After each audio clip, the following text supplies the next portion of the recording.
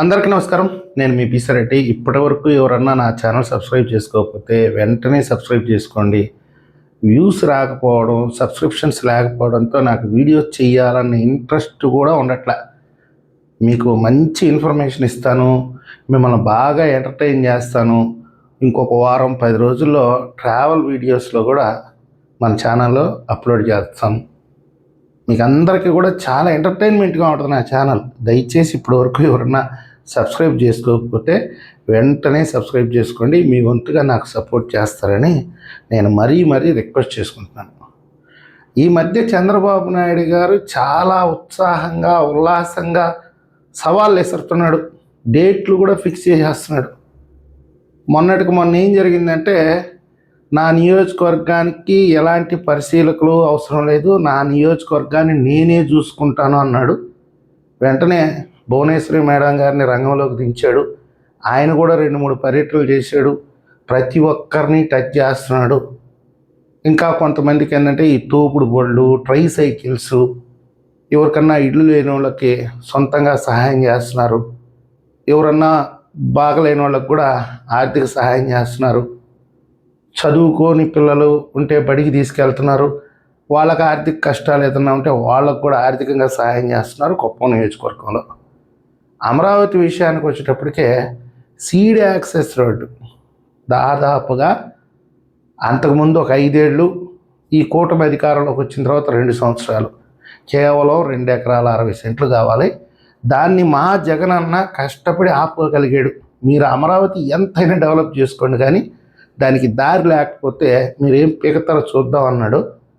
మొన్నటికి మొన్న ఆగస్టు 15 నాటికి సీడ్ యాక్సెస్ రోడ్ కంప్లీట్ అవుతుంది అన్నాడు. దాదాపుగా కంప్లీట్ అయిపోయింది.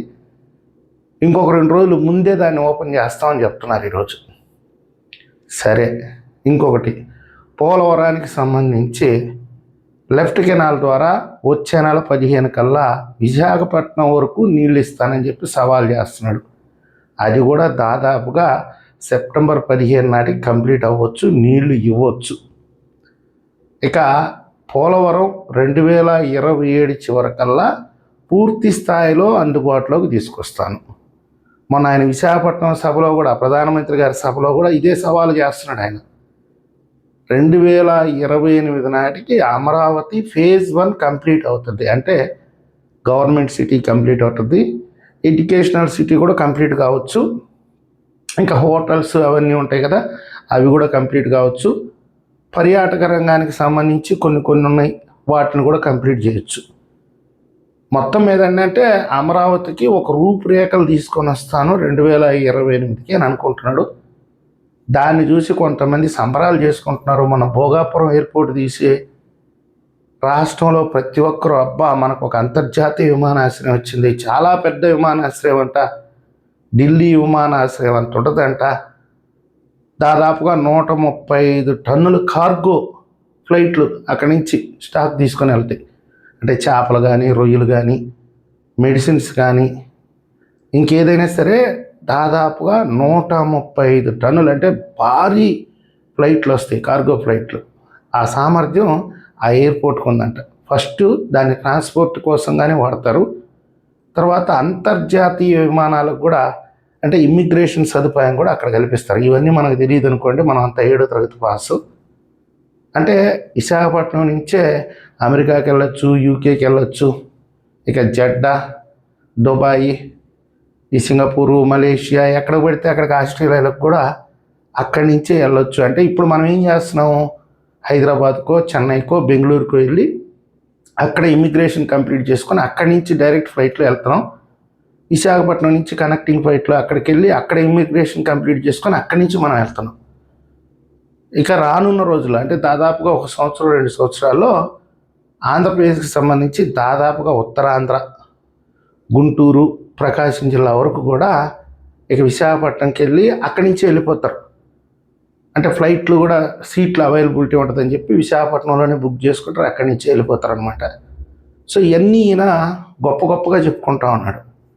అయితే మీ అందరికీ తెలియని విషయం ఏంటంటే, జగనన్న 2.0 ఏంటో నేను ఆ వైఎస్ఆర్సీపీ వాళ్ళు చెప్పినంత ఫ్లోగా చెప్పలేనండి. ఇప్పుడిప్పుడే వైసీపీకి కన్వర్ట్ అవుతున్నాను కాబట్టి కొద్ది రోజులైతే నేర్చుకుంటాను.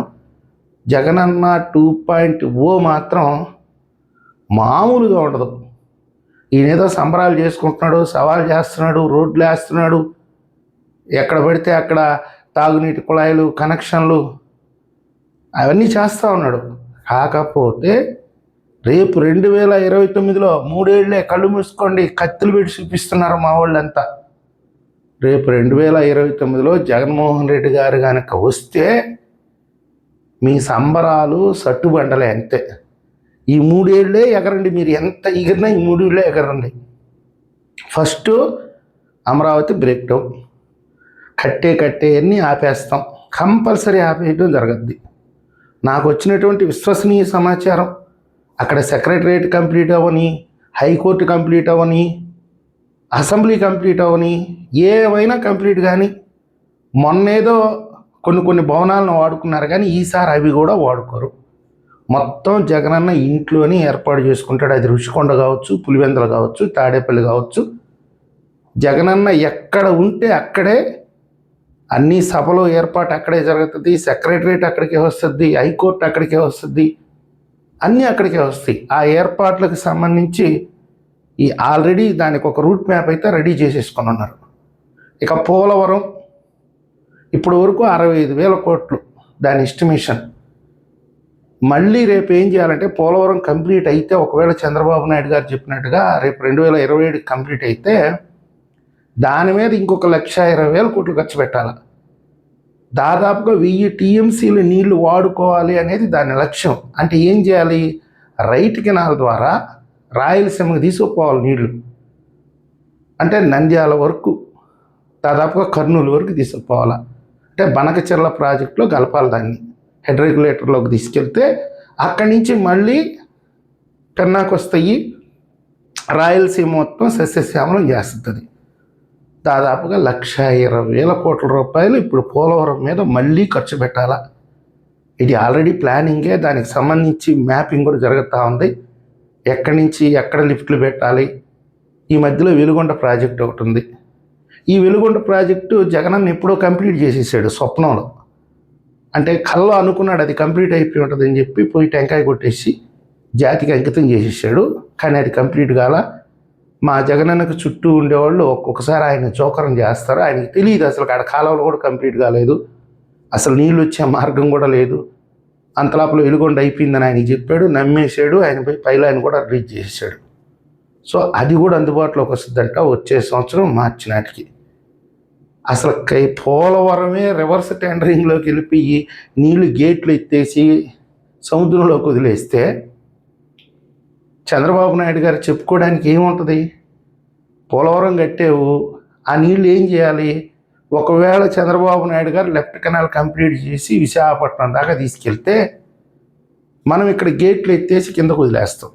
ఆల్రెడీ గతంలో జరిగింది కదా, ప్రకాశం బ్యారేజ్ ఏం చేసాం, గేట్లు పగలగొట్టి బోట్లు వదిలిపెట్టాం. అన్నమయ్య బ్యారేజ్ ఏమైంది, ఆఖరాకి సోమశిల బ్యారేజ్ కూడా కొట్టుకొని పోవాల్సిన పరిస్థితి.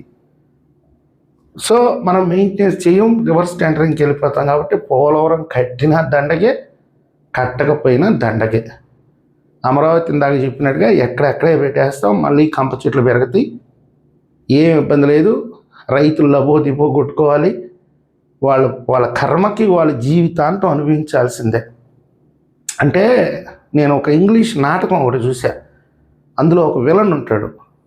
ఆ నాటకం పేరు షేక్స్పియర్ నాటకం, నాకు సరిగ్గా గుర్తు రావట్లా పేరు. మీకు ఎవరికైనా తెలుసుంటే కింద కామెంట్లో పెట్టండి. ఒక చీమ నడిచిపోతా ఉంటే ఆ చీమని వాడు ఏం చేస్తాడంటే నీళ్ళలో వేస్తాడు. అది కొట్టుకుంటా ఉంటే తీసుకొచ్చి మళ్ళీ దాన్ని గట్టును పెడతాడు. మరి ఎందుకురా దాన్ని అంతలాగా హింసిస్తున్నావు అంటే అది ఒక రకమైనటువంటి సైకోపాత్ అక్కడ. సో ఒక 5 ఏళ్ళు చంద్రబాబు నాయుడు గారు బాగా డెవలప్ చేస్తే మళ్ళీ మా జగనన్న రావటం రప్ప అంతే. ఇక జగనన్న 2.0 యాప్ ఒకటి తీసుకొచ్చారు. 2.0నా 0.5 నాకు కరెక్ట్గా ఐడియా లేదు, 2.0 అని అనుకుంటా. ఆ యాప్ ఒకటి తీసుకొచ్చారు.